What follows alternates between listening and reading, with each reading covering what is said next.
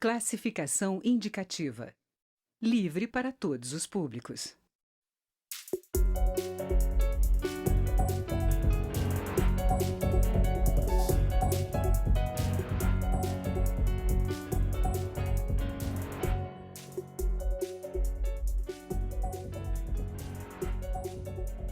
Olá, o grupo de trabalho da Câmara, que analisa o chamado pacote anticrime do governo, pode votar seu texto final nas próximas semanas. Garantia de prisão em segunda instância e o chamado excludente de ilicitude para policiais que cometam excessos em determinadas ações. São dois dos principais pontos. Vamos debater o tema com o relator das propostas, deputado Capitão Augusto, do PL de São Paulo, e Glauber Braga, do PSOL do Rio de Janeiro. Eu sou Daniela André e este é um programa da rádio e da TV Câmara. Deputados, bem-vindos ao Câmara Debate. Muito obrigado. Começar perguntando ao deputado Capitão Augusto, que é o relator, o que já está confirmado no relatório do senhor? Que medidas o senhor já elencou aí como prioritárias? Bom, o pacote é bastante amplo, né? O relatório chegou a quase 200 páginas, para ter uma ideia, porque envolve o Código Penal, Código de Processo Penal, Lei das Execuções Penais, crimes hediondos, leis esparsas, então acaba sendo bastante extenso. Mas nós temos alguns pontos principais. E de tudo isso aí também, a gente tem que deixar bem claro que eles se referem apenas a crimes hediondos, facções criminosas e combate à corrupção. Então, não é crimes menores que estão entrando nesse pacote. Então, temos diversas inovações até, como a questão do banco de dados genético, banco balístico, que não temos até hoje, temos a questão do informante do bem, do agente infiltrado, temos a questão do confisco alargado. Então, é uma série de medidas que vêm para inovar, modernizar a nossa legislação. Não há como esconder que a atual legislação é deficitária. Daí, a violência que impera hoje no país. Chegamos a quase 65 mil mortes violentas ao ano. Agora está iniciando um decréscimo, mas é algo inadmissível para qualquer país. E, além disso, nós temos uma grande preocupação com o crescimento das facções criminosas. Hoje, dominando praticamente todos os municípios do país, não só no perímetro urbano, mas também na zona rural. E com a facilidade muito grande que nós temos também de contrabando de armas e de drogas. Então, hoje nós podemos falar que vivemos um caos na área da segurança pública. Não tem mais uma sensação de impunidade, é uma impunidade tácita. Então, nós temos vários projetos para o combate à violência. Temos combate a curto, médio e longo prazo. A longo prazo, todo mundo sabe que é investimento na educação, oportunidades para as pessoas estarem trabalhando, mas a curto prazo, a única medida que nós temos, não há outra saída, é endurecimento da legislação penal, para a gente demonstrar para o marginal que o crime não compensa. Hoje você vê um crime de homicídio, por exemplo, uma pessoa que comete um ato como esse, que é contra o principal bem que nós temos, a vida, ele vai ficar no máximo 4 anos em regime fechado. Deixa filhos órfãos, viúvas, pais isolados, sabe, acaba com a vida, às vezes, de um jovem, e o homicida, no máximo 4 anos, com todos os benefícios ainda de progressão da pena, visitas íntimas e por aí vai. Então, obviamente que isso leva a uma sensação, né, para o marginal que o crime acaba compensando. Quem é pego com uma tonelada de pasto de cocaína vindo do Paraguai para o país, ele vai ficar no máximo 2, 3 anos preso, regime fechado. Né? Uma coisa que é milionária, a possibilidade de ser pego é remota, de processo se arrastar por anos, porque as facções criminosas detêm bons escritórios de advocacia, então faz com que realmente a gente dê a sensação para o marginal que o crime acaba compensando. E o pacote vê justamente isso, acabar com essa impunidade, endurecimento da legislação penal, em especial, né, ou exclusivamente nesses 3 campos, que é dos crimes violentos hediondos, né, facções criminosas e combate à corrupção. Deputado Glauber Braga, o senhor concorda? O caminho a curto prazo é o endurecimento de penas, é trazer mais rigor para os crimes, para esse tipo de crime? Tem um carro que está desgovernado, caminhando para o precipício, e o que essa proposta faz é colocar o pé no acelerador, para que se chegue ao precipício com mais rapidez. Essa proposta não inova em matéria de natureza criminal, a não ser para pior. Como é que você tem uma proposta, um texto, que diz que vai ter excludente de ilicitude para quem matar baseado a partir de uma circunstância de forte emoção? Isso é autorização para matar. Isso vai ampliar o número de homicídios no Brasil e não o contrário. Os números que a gente tem no país são alarmantes. mais de 60 mil pessoas assassinadas por ano, é um índice calamitoso. Ninguém tem dúvida disso. Por isso que você tem que articular políticas públicas que diminuam esses índices e não que ampliem. Hoje, nas unidades prisionais brasileiras, se você tira uma fotografia, você tem de 600 a 700 mil pessoas, mas se você faz um filme num período de um ano, a gente vai estar falando de 1 milhão de pessoas. A pergunta que não pode deixar de ser feita, essa ampliação exponencial do encarceramento ao longo dos últimos anos, ampliou ou diminuiu a sensação de insegurança das pessoas? As pessoas estão se sentindo mais inseguras. E aí a pergunta que eu faço, o que traz esse pacote de Moro de maneira robusta, de inteligência policial, de controle de arma de fogo? Tem um item.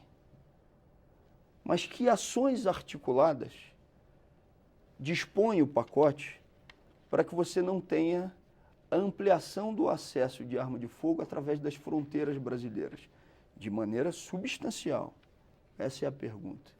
Porque tipos penais, a gente já tem milhares no Brasil, e o capitão Augusto sabe disso.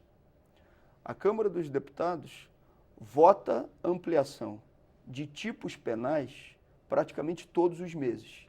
Só que a sensação de insegurança das pessoas não melhora, ela se amplia. É por isso que a gente tem que ter a modificação dessa estratégia. Durante a entrevista, eu espero ter tempo também para falar das nossas propostas. Deputado Capitão Augusto, fica aí a pergunta, como o trabalho de prevenção, esse trabalho de articulação policial... Eu vou começar discordando do deputado Glauber.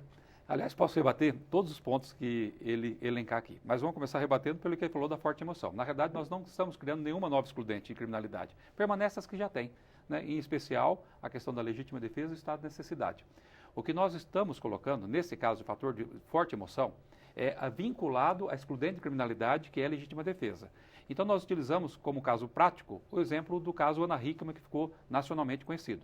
Então, um marginal entrou, um fã, né, com problemas talvez mentais, entrou com o intuito de matar ela e a família dela, já tinha atirado na irmã dela. E o cunhado da apresentadora Ana Hickman, ele conseguiu entrar em luta corporal, tirou a arma e atirou no marginal. Só que naquela emoção dele, ele acabou descarregando a arma, porque a pessoa não acaba não tendo controle. Então, não há uma previsão no Código Penal de você inocentar uma pessoa se ele cometeu um excesso. E óbvio que houve excesso. O normal seria talvez 2 tiros, 3 tiros para paralisar a pessoa, ele deu 6 tiros. Então, ele seria condenado pelo crime de homicídio. Olha se tem cabimento numa questão como essa. Então, esse é um exemplo prático que exemplifica esta questão. E a questão da inovação é o que não falta, deputado Glauber. Você vê, por exemplo, o banco genético, que, aliás, eu não sei por que a esquerda é contrária ao banco genético, que, na prática, é só retirar a mucosa da boca com cotonete para você colocar no banco de dados. Hoje a legislação tem uma legislação, só que a fala só pode coletar esse material genético após o trânsito julgado. Isso vai levar, sabe, quantos anos para você conseguir, enquanto tiver em grau de recurso, você não pode retirar o material genético. E faz com que nós tenhamos apenas 30 mil pessoas cadastradas no banco genético. Nos Estados Unidos, para você ter uma ideia, tem 14 milhões de pessoas. Então o projeto nosso é que toda pessoa que ingresse no sistema prisional, porque obviamente cometeu um crime grave, já vai ser colhido esse banco genético. Porque você tem um caso de estupro, que pode deixar vestígios de sangue, mucosa, uma série de coisas. Você tem homicídio, você tem uma série de circunstâncias no local de crime que nós, se tivéssemos um banco de dados genético, poderia vincular e descobrir quem que é o autor daquele fato. E não como hoje nós criticamos muito a polícia técnico-científica no país, que elucida apenas 2% dos casos, mas nós não damos condições para que ele possa elucidar. Então, o pacote, ele é excepcional, sabe? Ele trata, de uma forma geral, realmente, várias circunstâncias. Inovações como essa. O banco balístico, onde já se viu, toda arma tem a sua impressão digital, né? A marca que ela deixa no projeto é uma marca única. Então, toda arma que tem que ser comercializada, ela precisaria passar por esse banco genético. Que é você dá um tiro no banco de gel, né, tira aquele projeto, cadastra, aquela identidade daquela arma já está cadastrada. Se num fato de ocorrer um homicídio, retirar o projétil, você tem como comparar de que arma que saiu aquilo lá. Esse é um dos poucos pontos que tem o nosso acordo até o final em relação à estrutura geral da proposta. Mas Com todo respeito, deputado Capitão Augusto, Vossa Excelência citou o caso da Ana Hickman. Mas vamos citar outros exemplos. 80 tiros disparados no veículo, matando um músico no Rio de Janeiro. Um professor de artes marciais que estava com os estudantes e que também sofreu. Vou chegar lá. Aluno com uniforme escolar que foi alvejado também por disparo de arma de fogo na Maré. Senhor com uma sombrinha na mão e que teria sido confundida, entre aspas, com um fuzil e que foi assassinado. Tiros em uma tenda religiosa no município de Angra dos Reis com o governador do estado em cima de um helicóptero efetuando esse tipo de disparo. O que está se fazendo é a ampliação do conceito de legítima defesa. E isso é que é perigoso, porque em cada uma dessas situações você pode ter o estabelecimento de uma defesa que diga que esses disparos foram efetuados a partir de condições específicas e objetivas de forte emoção. Aí que está o perigo. Você amplia a capacidade ou a possibilidade de matar, a capacidade letal. Não, deputado, essa é a nossa diferença. Mas essa questão que ele está colocando... Alguns especialistas dizem que esse conceito é muito vago, da forte emoção, que daria, como o deputado falou, essa margem para se estabelecer crimes que não seriam de legítima defesa, serem enquadrados como tal. Corre esse perigo, Bom, deputado? nesse caso aí, ele está desconsiderando por completo uma instituição judiciária. Se a gente for colocar em xeque todas as instituições, porque esse caso será julgado. Então, vários casos que ele apontou ali não caracteriza a legítima defesa nem estado de necessidade. Então, é óbvio que não tem nada a ver com a questão da violência, da emoção, do medo de agir. Nesse caso, ele está estritamente vinculado a uma das excludentes da criminalidade. E nos casos que ele citou, não tem absolutamente nada a ver. Vou até deixar de presente para você, deputado Glauber, o meu relatório para que você possa estar lendo e conhecendo a fundo o projeto. Então, nós temos argumentos para estar rebatendo essa questão. E outra, né, nós temos casos pontuais que ele vai citando. E venhamos e convenhamos, deputado Glauber, a política que os senhores implantaram nos últimos anos, o pessoal da esquerda, de certa forma vitimizando o marginal, achando que ele é uma vítima da sociedade, que o Estado não deu oportunidade para que ele fosse um cidadão de bem, levou esse caos na segurança, sabe? Então, aqui está previsto, por exemplo, coisa que o pessoal da esquerda não fez enquanto teve 13 anos no poder. Você permitiu uma saída temporária para alguém que está vinculado à facção criminosa, que ele assume que é vinculado. A progressão da pena é só para a pessoa que tem o interesse de ressocializar, de voltar para a sociedade como cidadão de bem, de não cometer crimes. E como é que você pode dar um benefício de saída temporária para quem está vinculado ainda à facção criminosa? É óbvio que ele sai para cometer novos crimes, sendo soldado das facções criminosas. Então, essa política que foi implantada nos últimos anos da esquerda, e não fala só do PT, o próprio PSDB, né, Fernando Henrique Cardoso, que defende aí a liberdade da maconha, do uso da maconha, que é um absurdo, fez com que a gente chegasse ao caos. Então, vocês já tiveram a oportunidade. Já tiveram. E durante essa oportunidade que vocês tiveram para conseguir corrigir a segurança pública, vocês não conseguiram. Ao contrário, pioraram.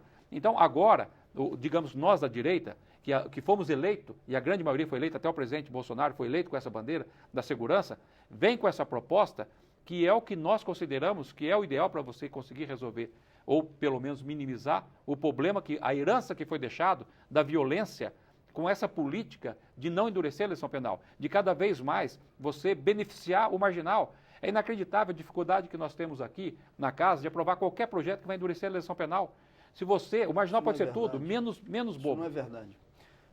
Com todo respeito. Fique à vontade. Não é verdade. Ou seja, os projetos que trabalham com endurecimento penal ou ampliação de tipo penal na Câmara dos Deputados, são todos eles aprovados.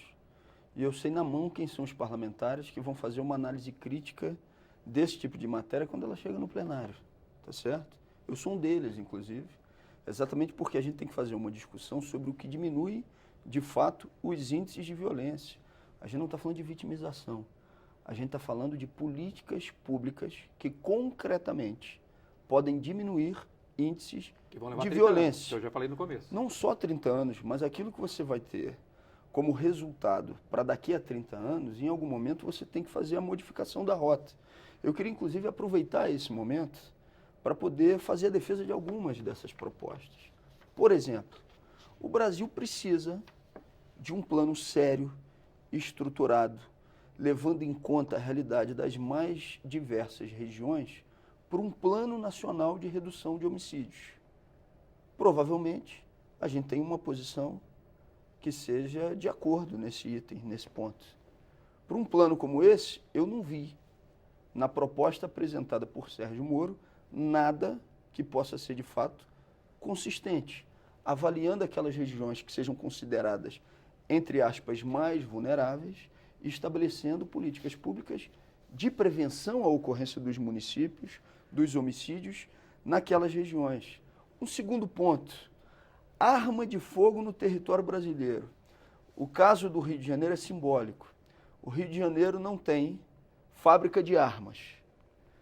Todo mundo diz que pela Baía de Guanabara entram fuzis e armas que alimentam, inclusive, todo o processo de disputa de territórios. Só que só conseguem ser avaliadas nas fronteiras do Rio de Janeiro e nos portos do Rio de Janeiro aproximadamente de 10% a 20% das mercadorias. Por quê? Porque você não amplia um tipo de trabalho de fortalecimento, e provavelmente nesse ponto a gente tenha uma avaliação comum, da guarda portuária que possa estar exercitando esse tipo de atividade. Terceiro, acho que não dá para a gente falar de diminuição da violência sem falar do sistema prisional brasileiro. Das 700 mil pessoas ou 1 milhão de pessoas que passam pelas unidades prisionais, só de 10% a 20% das pessoas que estão nas unidades prisionais estudam ou trabalham. A gente apresentou concretamente uma proposta para que as unidades prisionais não sejam uma forma de ampliar a espiral da violência, um plano nacional de educação nas unidades prisionais. Está aí um projeto concreto. Esse, provavelmente, a gente não tem acordo em relação a ele. E o deputado Capitão Augusto falou sobre política de drogas. Falou, por exemplo, sobre a liberação da maconha. Só quero deixar evidente que os índices de violência que a gente tem no Brasil hoje, vou chegar lá, de mais de 60 mil homicídios, não foi com processo de liberação de maconha. Ou seja, foi com uma regra que, inclusive, encarcera quem faz o consumo. E respondendo a sua pergunta, o uso abusivo de drogas é uma questão seríssima de saúde pública. Ela não pode ser trabalhada exclusivamente como uma questão de polícia. Avaliar exemplos internacionais, como de Portugal, como do Uruguai, avaliando a partir da realidade brasileira, precisa ser feito sim. Então, sou a favor. Sou totalmente contra. Mas aproveitando até essa questão que ele falou da arma de fogo, então no Código prevê também o endurecimento dos cometimentos de crime com arma de fogo. E também, deputado Glauber, a gente tem que deixar bem claro que esse pacote não é um pacote milagroso. Óbvio que nós temos vários problemas. Nós temos problemas estruturais nas polícias, que tem um número suficiente, não tem equipamento, falta um treinamento padronizado. Nós temos o problema nas fronteiras, nós temos os problemas nos presídios. A situação que vocês deixaram para nós, e desculpa falar vocês, porque foi a esquerda que deixou nos últimos anos, vamos colocar desde a época da Constituinte, é tão grave que não é um pacote que vai resolver. Nós teremos esse mandato vários outros pacotes. Esse é um primeiro pacote para começar a minimizar a questão dos problemas na área da segurança pública. E aproveitando também o gancho da questão da liberação das maconhas, das drogas, que eu sou totalmente contra, radicalmente contra, que um absurdo que foi feito aqui nesse Congresso de praticamente liberar o uso da maconha, porque hoje não há qualquer tipo de punição para quem é usuário da maconha, e lança um desafio aqui para quem apresentar um caso que tenha qualquer tipo de punição para um usuário de maconha. Hoje, na prática, é liberado, e falo como policial militar, 24 anos de PM, e nunca vi qualquer tipo de condenação por isso aí. O usuário de droga, ele que é o responsável por financiar toda a cadeia das facções criminosas.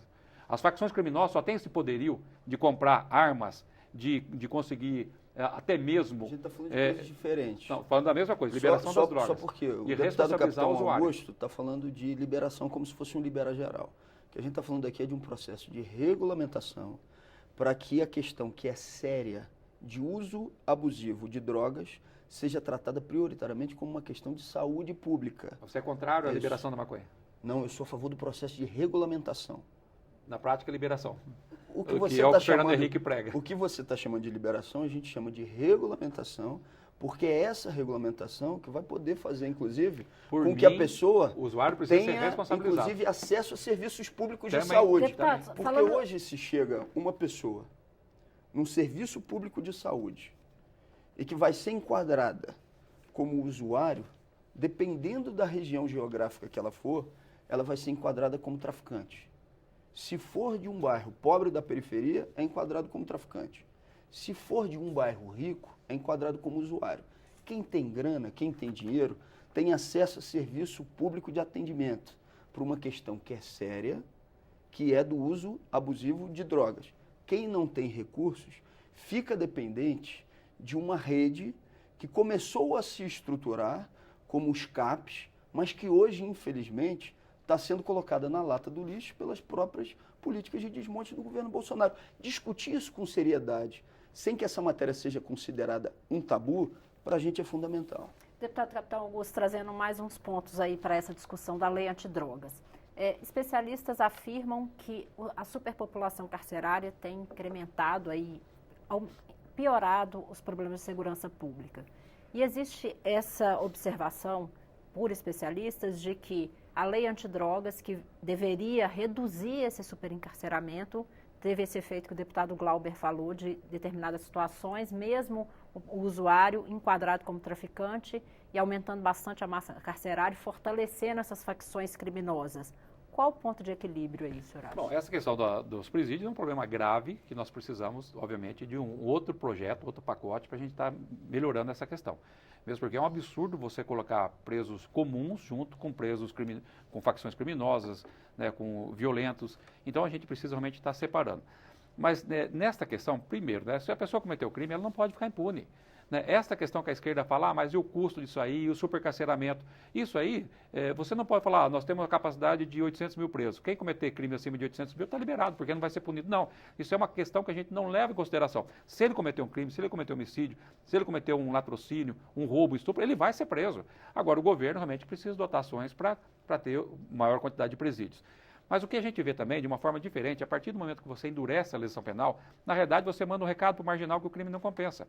Eu fico curioso, Glauber, para saber quantos brasileiros voltaram a levar cocaína na prancha de surf para a Indonésia, depois que o brasileiro foi executado lá, que lá é pena de morte. Então, Olha, quantos brasileiros? Essa pergunta eu não sei te dizer. Eu arrisco falar que não foi. Mas eu sei que o filho do presidente da República, dito por ele mesmo, para justificar a falta que teve no plenário da Câmara dos Deputados para votar nele para a presidência da Câmara, ele disse e declarou publicamente que o filho estaria trazendo para ele um fuzil do exterior. E Não, ele não então tem teria nenhum tipo de chamado a processo, atenção. não tem Ele teria absolutamente chamado a nada de atenção. concreto disso Isso aí. foi público. Mas- E ele teria chamado a atenção do filho, então, exatamente por esse procedimento e dito que ele terminaria na Papuda e que ele não iria lá Não tem visitá-lo. absolutamente nada a ver O que com eu estou essa querendo questão. dizer com Não, essa mas deixa eu só concluir o observação? É porque raciocínio. tem a ver. É porque tem a ver. Sabe por quê? Porque o processo penal carcerário brasileiro, ele trabalha com a seletividade como DNA. Quando você vai tratar do pobre, negro, da periferia, você trata de uma forma. E os dados do sistema prisional brasileiro estão aí.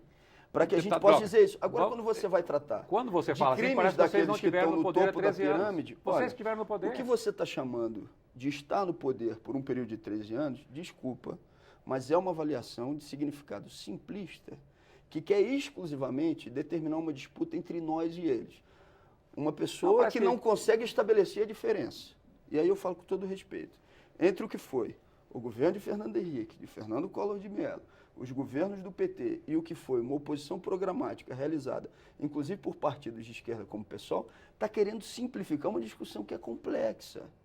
A gente quer aqui estabelecer um diálogo que seja franco. Esse tipo de simplificação é bom para meme de internet. Nós estamos há 6 Agora, meses para no poder. resolver os problemas do Brasil, Deputado Glauber, nós não estamos há vai 6 ser meses no poder fácil. e a impressão que dá é que o que nós estamos propondo, né, é que nós temos um histórico de violência que a culpa é desse governo agora. Sendo que, na realidade, a culpa é deles, sabe? Eles tiveram a oportunidade de fazer, de melhorar a circunstância e fizeram um erro tão grande até na questão do Estatuto de Desarmamento, que não obedeceram o plebiscito que foi feito, que naquela época tinha 34 mil mortes violentas por arma de fogo e após a proibição das armas foi para 65 mil mortes. Então, infelizmente, deputado Glauber, não falo não por Vossa Excelência, que não esteve no poder no Executivo, mas o pessoal da esquerda que esteve no poder não teve competência para isso e demonstrou isso aí através dos números. E nós estamos vindo aqui propor esta nova reformulação do Código Penal, Código de Processo Penal, Lei de Execuções Penais, que é endurecimento da legislação penal. E como eu estava retomando o raciocínio, a partir do momento que você endurece